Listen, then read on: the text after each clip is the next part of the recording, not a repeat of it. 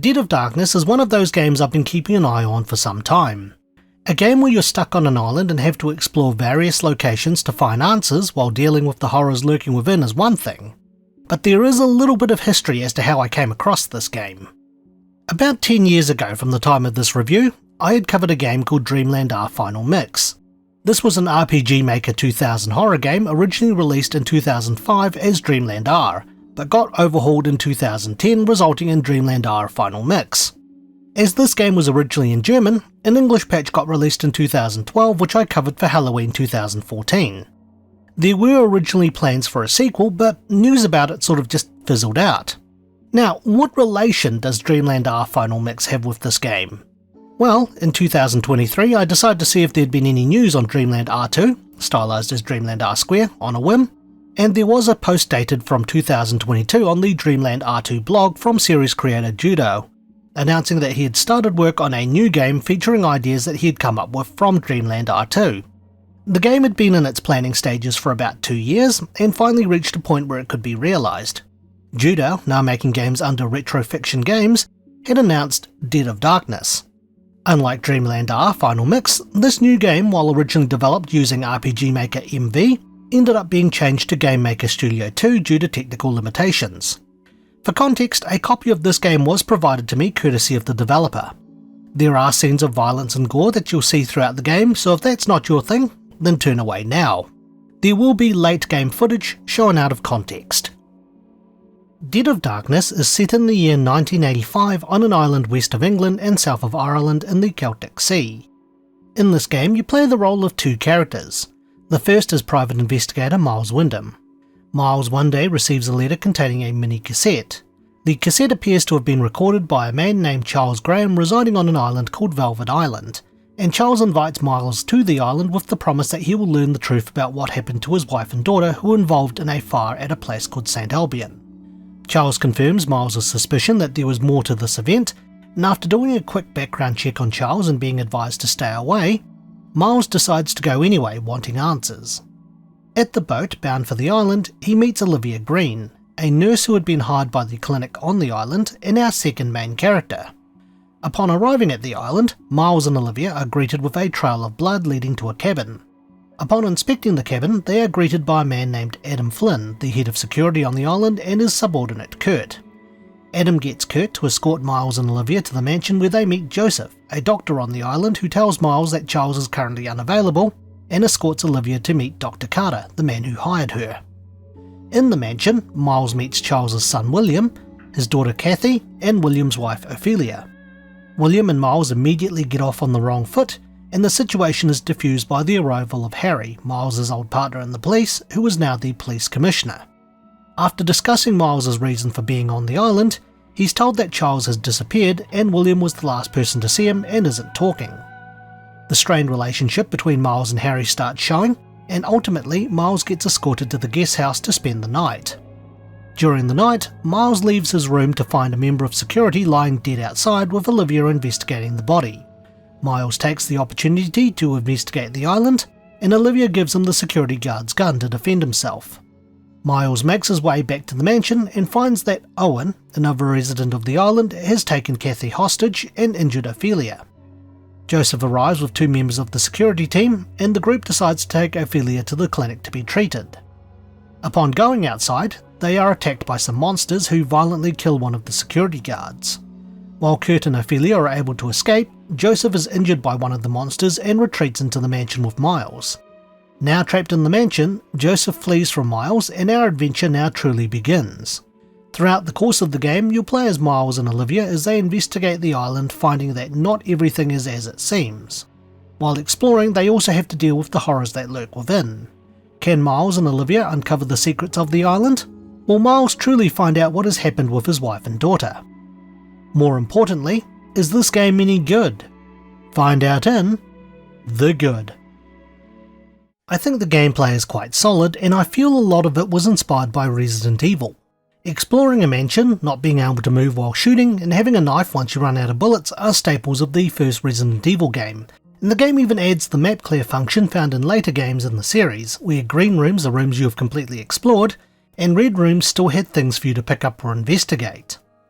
As Miles and Olivia explore, they can open up drawers and cupboards to find items, pick up documents which either serve to help explain what's going on, or provide clues to help solve some of the many puzzles in the game. Clues can be combined with other clues or items to help progress, which I think is a nice touch. There's even a button you can hold so you can see objects of interest that you can interact with, which is a welcome addition.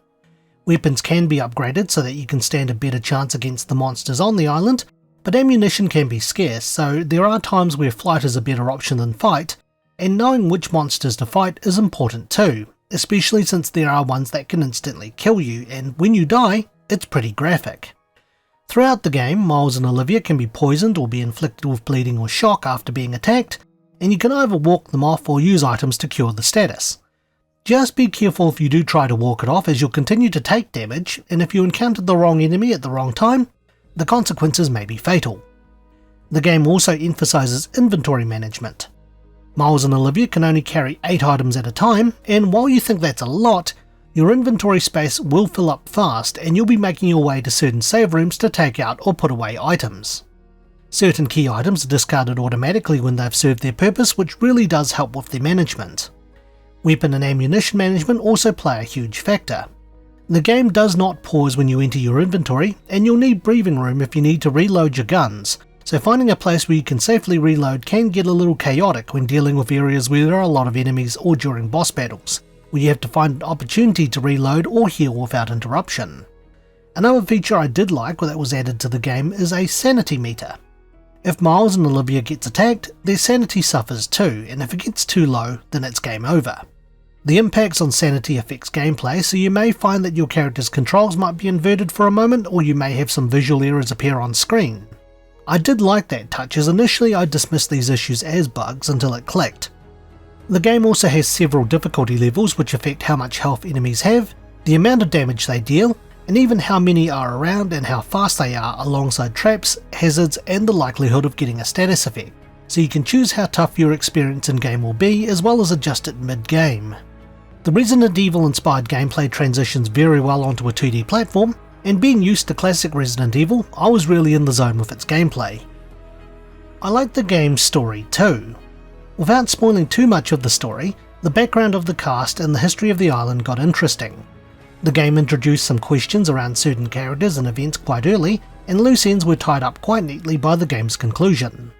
The locations on the island have their inspirations, with the mansion and its surroundings clearly being inspired by Resident Evil, and later areas such as the underground tunnels and a tower late into the game having more Souls-inspired influences.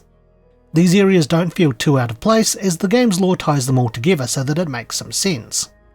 The game's atmosphere has been nailed really well, and there were times where I was briefly startled by a couple of jump scares where enemies appeared, but not to the point where they overstayed their welcome, so the game does a very good job of handling this. Visually, the game looks good, and the trademark gore that I was introduced to in Dreamland R Final mix is definitely still there. The sprite work has been greatly improved, and while Dreamland R Final mix had very clear sprite editing on its character designs, Dead of Darkness is significantly less noticeable to the point where it's inspired as opposed to a straight up sprite edit. There are also character portraits which look good too, so it's great to see the improvement. I really enjoyed the voice acting of the game too. The characters are expressive, and I think the voices really suit the characters, especially Miles and Olivia, since you'll be listening to them talk during scenes for most of the game. So, Miles, free boat ride for 2, huh? I guess. What's your deal? New job. I'm a nurse, and I'm joining Dr. Carter at Graham Memorial. If you don't mind me asking, why pick a remote island for that job? Kinda sick and tired of the big city. Seen my share of madness, I guess. But what does a PI do on that island? That obvious, huh? All you're missing is a deerstalker hat. No offense. The game scenes are fully voiced, and given the location, there have been accents added to certain characters too, which is a nice touch. Judo has come a long way since Dreamland R Final mix, but the game isn't perfect, so let's look at what didn't work so well in the bad. Some of the game's enemies, and even a couple of the game's bosses, I found could be easily cheesed, especially if there's an obstacle in the room. For enemies, you can save bullets by slashing the enemy with your knife in relative safety from behind some obstacles. While the enemy AI is smart enough to move around it eventually, you can easily get some free hits in if you get stuck and have to fight. This was very handy during a situation where I had to deal with numerous enemies in the attic, and even though my knife durability was reduced to 0%, which severely reduces its damage, there were areas of the attic where I could safely spend the time to cut down the enemies and save on ammo. If there's an obstacle during a boss fight, you can simply run circles around it and take pot shots at the boss. You can even get a little bit of breathing room for reloading depending on your positioning too, which makes some of the boss fights trivial in comparison to how they should be. Even more so if you have upgraded your weapons. I think there should have been more opportunities for Miles and Olivia to talk to people around the island in order to get information or clues to solving puzzles. The places that you explore in the game have been subjected to an absolute massacre with people or what's left of them lying around. You would think some of them might have been able to hide for you to talk to in order to get clues and information, and then once you come back you could find them dead. This would be a good way to introduce some of the newer monsters based on how they've killed the people on the island, as well as another way of utilising the sanity mechanic. In saying that, and again without spoiling too much, there will be an opportunity to meet a survivor, though where you find them and what happens will be all up to you. But more opportunities like that I think would be nice. When a scene finishes and a character chooses to remain in the room when you take control, you can't interact with them. While this seems minor, it just feels a bit weird that you aren't able to talk with characters outside of cutscenes. Other than that, I don't have much else to complain about, so let's wrap things up with the opinion. I really had a lot of fun with Dead of Darkness, and I would have probably still looked into this game even had I not played Dreamland R Final Mix, or realised that the games were made by the same person. The Resident Evil and Souls-inspired gameplay and locations I found were enjoyable. The game's story, its lore and voice acting were very solid too. While I did complain about cheesing enemies and bosses as well as having more interactions with characters in the game, I would consider these issues very minor and they didn't detract too much from my enjoyment with the game. As I mentioned earlier, the Resident Evil inspired gameplay transitions very well into 2D, and there was a lot of care, effort and detail put into this game. If you're a fan of survival horrors and you want to try something a little different, then I would definitely recommend giving this game a go. Judo has come a long way since Dreamland R Final Mix, and I'll be interested to see where things go from here. So with that, it's time for my rating. I would give Dead of Darkness The Mask of Fornius out of 10. Thanks for watching and stay tuned for the next Infinite Backlog review. If you enjoyed today's review, feel free to check out some of our other videos and subscribe for more. You can also follow us on Twitter, Instagram and our Facebook page. Once again, thank you for watching.